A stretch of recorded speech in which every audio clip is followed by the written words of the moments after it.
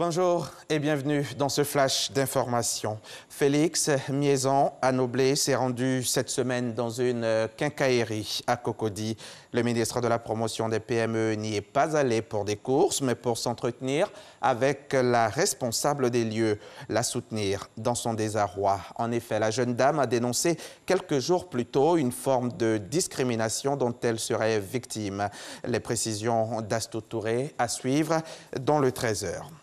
96 nouvelles personnes ont été contaminées au coronavirus ces dernières 24 heures. 96 infections pour 91 nouvelles guérisons et aucun décès. En Côte d'Ivoire, la maladie a touché à ce jour 16 620 personnes, parmi lesquelles 104 ont perdu la vie.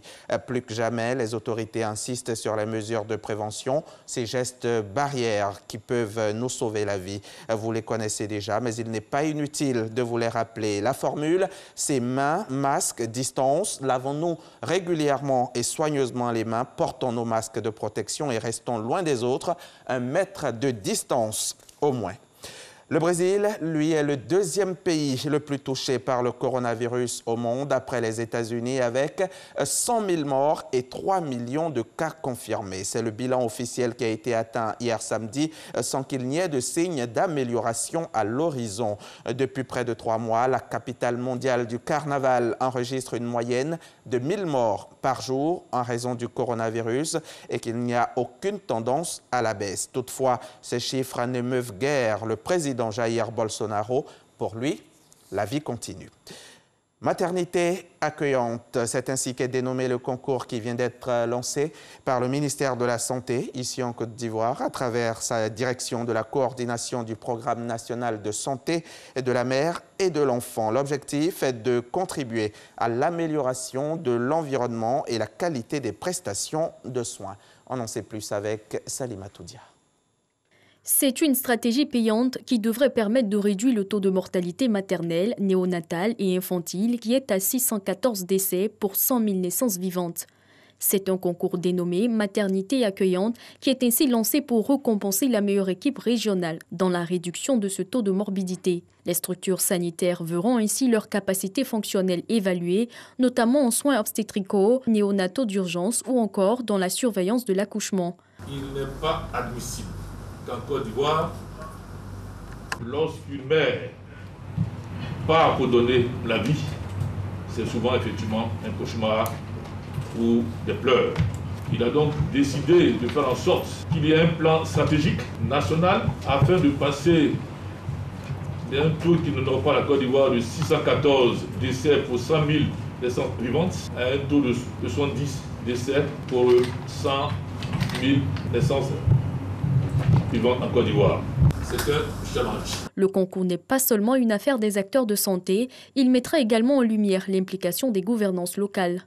Ce concours permettra de valoriser les efforts d'investissement en faveur d'une amélioration significative des conditions sanitaires sur leur territoire, notamment en matière de santé mère-enfant.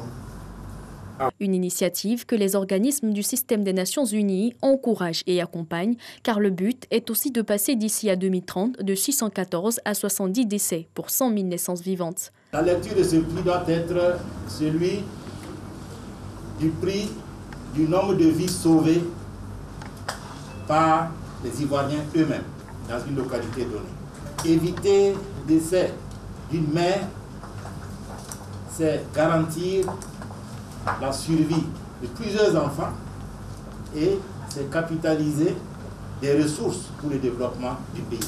Lancé pour toute la période 2020, le concours récompensera en fin d'année les 3 premières régions qui auront obtenu le plus de points.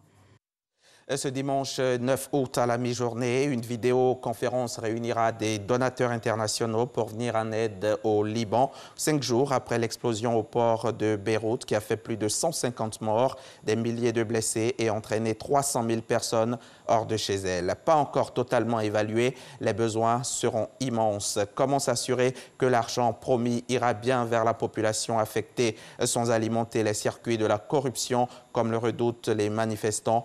Pour la France, qui organise avec l'ONU cette conférence, les organisations internationales joueront un rôle de premier plan. Les bureaux de vote ont ouvert ce dimanche 9 août en Biélorussie, et ce jusqu'à 17 h temps universel. Un scrutin habituellement joué d'avance, c'est la présidentielle. Les 5 derniers scrutins ont été remportés haut la main par Alexandre Loukachenko. Mais cette année, le président sortant, de nouveau candidat, est confronté à une sérieuse opposition en la personne de Svetlana Tikhanovskaia. Cette présidentielle se déroule dans un climat tendu avec plusieurs arrestations hier samedi dans les rangs de l'opposition. Fin de ce flash. Le journal, c'est à 13 h et comme chaque dimanche, vous aurez droit à votre magazine préféré. Aujourd'hui, je recevrai le ministre de la Communication et des Médias, porte-parole du gouvernement. Avec Sidi Touré, nous allons revenir sur le message à la nation du chef de l'État à l'occasion de la célébration du 60e anniversaire de l'indépendance de la Côte d'Ivoire. C'est à 13 h, c'est sur RTI 1 et c'est à ne pas manquer.